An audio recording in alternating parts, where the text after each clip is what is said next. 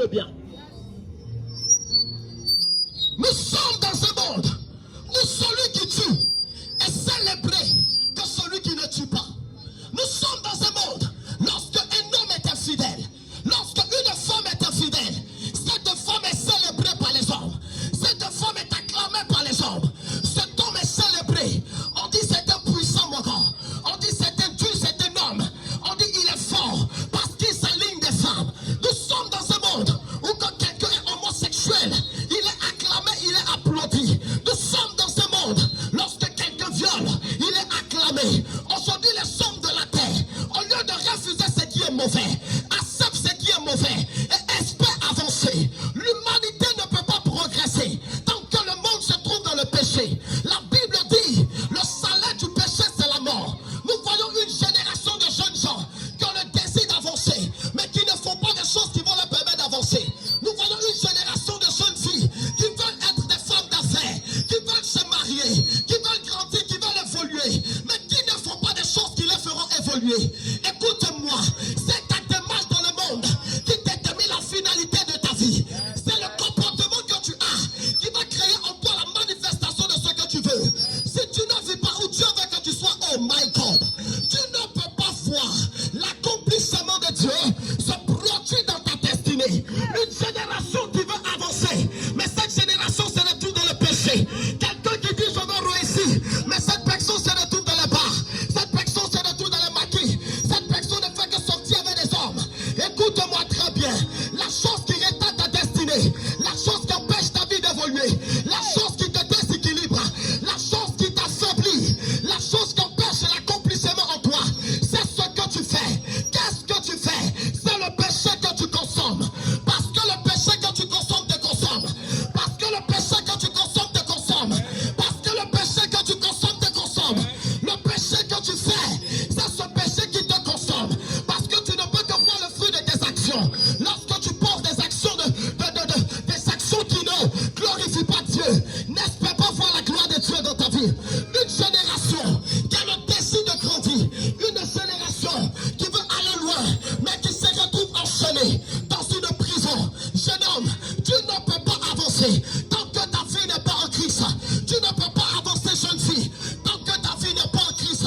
La chose qui t'empêche de pouvoir avancer, c'est ce que tu fais. Tant que tu fais de ta vie les choses qui ne sont pas faisables, tu vas vivre des choses invivables. Laisse-moi te dire, parce que c'est ce que tu fais, c'est ce que tu vois. Tu vis dans le péché, tu vois la mort. Tu vis dans le péché, tu vois la souffrance. Tu vis dans le péché, tu vois les problèmes. Tu vis dans le péché, tu vois comment ta vie est. Aujourd'hui, nous avons des jeunes qui sont appelés à accomplir la destinée, mais qui ne peuvent pas réaliser la destinée.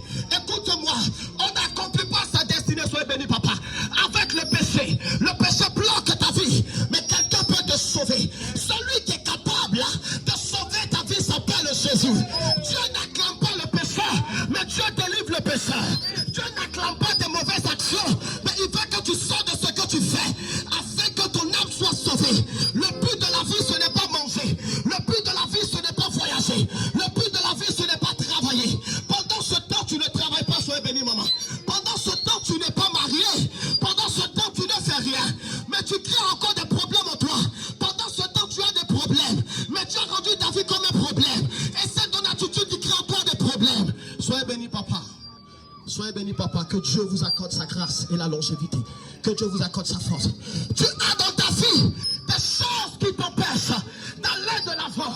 Écoutez-moi, cette génération qui veut voir la gloire de Dieu, mais qui se retrouve dans le péché, qui voile la gloire de Dieu, elle ne peut pas descendre dans une atmosphère de saleté. Dieu veut des hommes justes, Dieu veut des femmes justes qui renoncent au péché afin de rencontrer le Messie. Tu as besoin de Jésus parce qu'il est le seul qui est capable de transformer ton âme, ton existence et ta destinée. N'accuse pas les sorciers,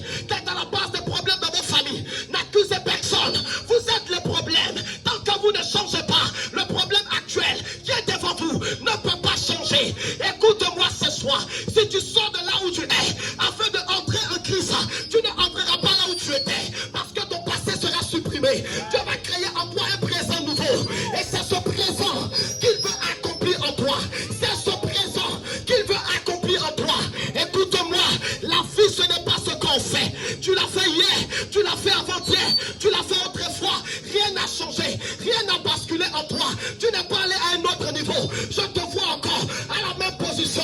Toi qui étais hier dans le même pas, tu te retrouves là-bas.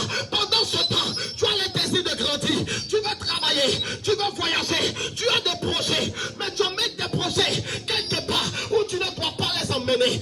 Un projet ne s'accomplit pas dans le péché. Parce que la Bible déclare en Jérémie, j'ai formé pour vous des projets de paix. Mais c'est l'homme qui sort du péché, qui entre dans la paix.